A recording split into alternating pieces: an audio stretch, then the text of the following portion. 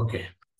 ఇక్కడ మేజర్గా మనకి ఇలా ఇలా ఉంటుంది అనమాట. అంటే డిఫరెంట్ లోడ్స్ మనం ఎంత బరువు వేస్తే, ఎంత లోడ్ యాక్ట్ అయితే దాని కింద ఉన్నటువంటి దాని మీద అంత వీక్ అనేది వస్తుంది అనమాట. సో ఆ దానికి సంబంధించి స్ట్రెస్ ఎలా ఉంటుంది, strain, modulus of elasticity, longitudinal strain, lateral strain, poisons ratio, modulus of rigidity, bulk modulus, ఇవన్నీ కూడా ఏంటంటే ప్రాపర్టీస్ ఆఫ్ మెటీరియల్స్. ప్రాపర్టీస్ అంటే మనం కన్స్ట్రక్షన్లో వాడుతున్నాం చూసారు, ఆర్సిసి స్లాబ్ కానీ లేదంటే ఐరన్ స్టీల్ కానీ వాటికి సంబంధించినటువంటి ప్రాపర్టీస్ అనమాట అవి. తర్వాత డిఫరెంట్ కైండ్స్ ఆఫ్ స్ట్రెస్సెస్. అంటే ఫర్ ఎగ్జాంపుల్ ఇలా ఉంది, ఇది ఒక బాడీ, దీని మీద ఇక్కడ ఒక ఫోర్స్ అప్లై చేస్తున్నాం, ఇక్కడ ఒక ఫోర్స్ అప్లై చేస్తున్నాం. ఫస్ట్ ఇనీషియల్గా దీని యొక్క లెంత్ ఒక 10 సెంటీమీటర్స్ ఉంది. దీనికి ఇప్పుడు ఒక 1000 kilo Newton's, 1000 Newton's force apply చేసావు, ఇటు ఒక 1000 న్యూటన్స్ ఫోర్స్ అప్లై చేసావు. ఇలా ఫోర్స్ అప్లై చేస్తే ఆ 10 సెంటీమీటర్స్ అనేది పెరుగుతుందా, తగ్గుతుందా, లేదా అదే 10 సెంటీమీటర్స్ ఉంటుందా? వైష్ణవి చెప్పమ్మా. ఇక్కడ 1000 న్యూటన్స్ ఫోర్స్ అప్లై చేసావు ఇలా ఉన్నటువంటి బాడీ మీద, ఈ డైరెక్షన్లో, అంటే ఇలా అప్లై చేసావు, ఇలా లాగావు. అప్పుడు ఏమైంది? 10 సెంటీమీటర్స్ అనేది పెరిగిద్దా, తగ్గిద్దా, అదే ఉంటుందా? పెరుగుతుంది సార్. పెరుగుతుంది. ఓకే. ఆ పెరుగుతాం, తగ్గటం అనేది దేని మీద డిపెండ్ అవుతుంది అంటే టైప్ ఆఫ్ మెటీరియల్ మీద డిపెండ్ అవుతుంది. సపోజ్ నువ్వు ఒక ఎలాస్టిక్ బాడీ తీసుకున్నావు, అంటే ఒక రబ్బర్ బ్యాండ్ తీసుకున్నావు, అదేమైంది? ఇలా ఫోర్స్ అప్లై చేయగానే దాని యొక్క లెంత్ అనేది ఎక్స్టెండ్ అవుతుంది. ఎక్స్పాండ్.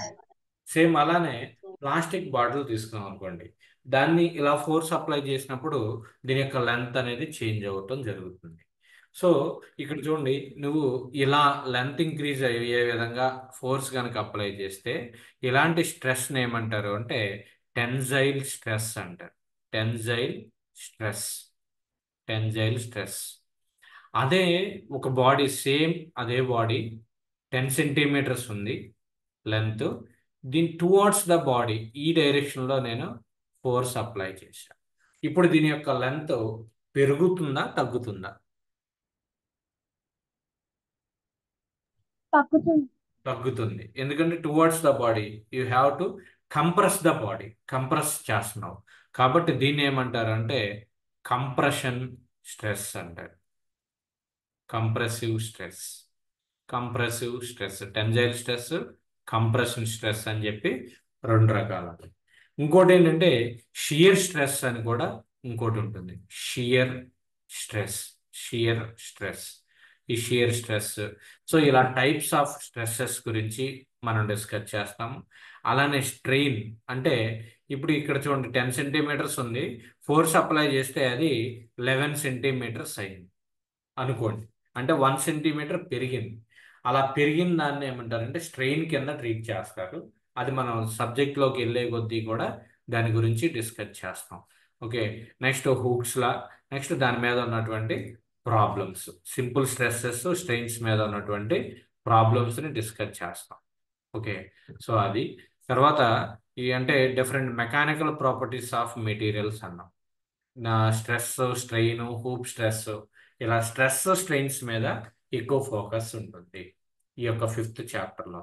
ఇది ఒక్కటే 26 మార్క్స్ ఉంటుందని చెప్పాం, స్ట్రెస్సెస్ స్ట్రెయిన్స్ అన్నమాట. నెక్స్ట్ లాస్ట్ చాప్టర్ వచ్చేసరికి shear force and bending moment. Shear force and bending moment.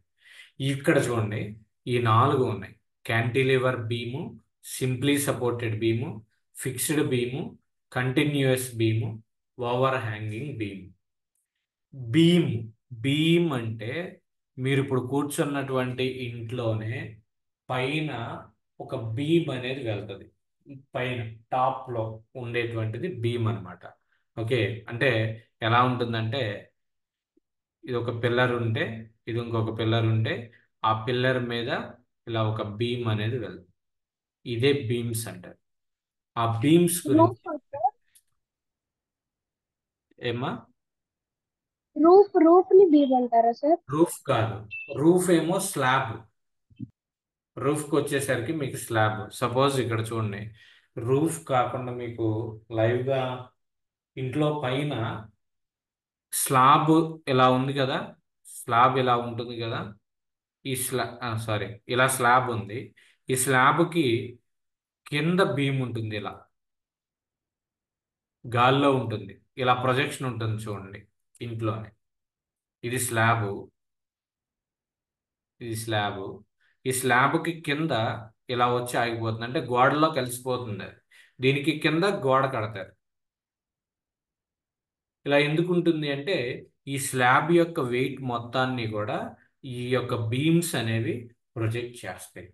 ఆ బీమ్స్లోనే డిఫరెంట్ టైప్స్ ఆఫ్ బీమ్స్ ఉంటాయి. క్యాంటిలివర్ బీమ్ అని, సింప్లీ సపోర్టెడ్ బీమ్ అని. క్యాంటిలివర్ అంటే మీకు ఇలా పెడితే క్యాంటిలివర్ బీమ్ అంటే ఒకవైపు ఫిక్స్ అయిపోతుంది. అదే సింప్లీ సపోర్టెడ్ బీమ్ అంటే ఇలా బీమ్ పెట్టి దీని మీద ఇలా పెడతారు. ఇలా ఉంటే కనుక అది సింప్లీ సపోర్టెడ్ బీమ్ అన్నమాట.